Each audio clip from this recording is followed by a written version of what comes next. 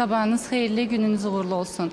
Bəli, artıq yayın ilk günlərini yaşayırıq, temperaturun yüksəlməsi özünü biruzə verir. Bu da bizim orqanizmimizdə bəzi fəsadlar yarada bilər. Bunlardan biri də su balansının pozulmasıdır. Bu haqda bizə daha ətraflı məlumatı həkim Samir Ağalarov bildirəcək.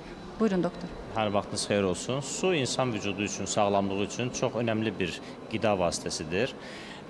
Kişilərdə, xüsusən yay aylarında suyun ortalama günlük tələbatı 2 litr yarım 3 litrə qədər, qadınlarda isə 2 litr yarıma qədər istifadə etməsi lazımdır. Təbii ki, bu insanların işləyişinə görə, yəni vəzifələrinə görə, iş həyatlarına görə dəyişə bilər bu tələbat, artıb və ya azala bilər.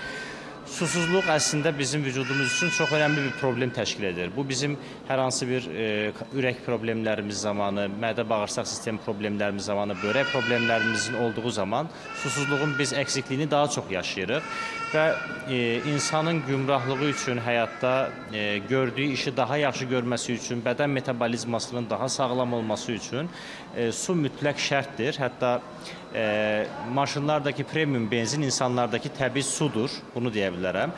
Çay və yaxud da digər qida maye əlavələri su qədər həzmdə daha effektiv təsir göstərmir. Ona görə də biz çayı və yaxud da digər qazlı içkiləri, meyvə şirələrini qəbul etsək belə, bilməliyik ki, suyun qəbulunda, yəni su daha mühüm bir rol oynayır və suyu mütləq mənada günlük tələbatımıza salıb və buna alışqanlıq göstərməliyik. Su çox mühüm bir qida əlavəsidir, bunu təkrar vurğulamaq istərəm. Təşəkkür edirik Samir həkim.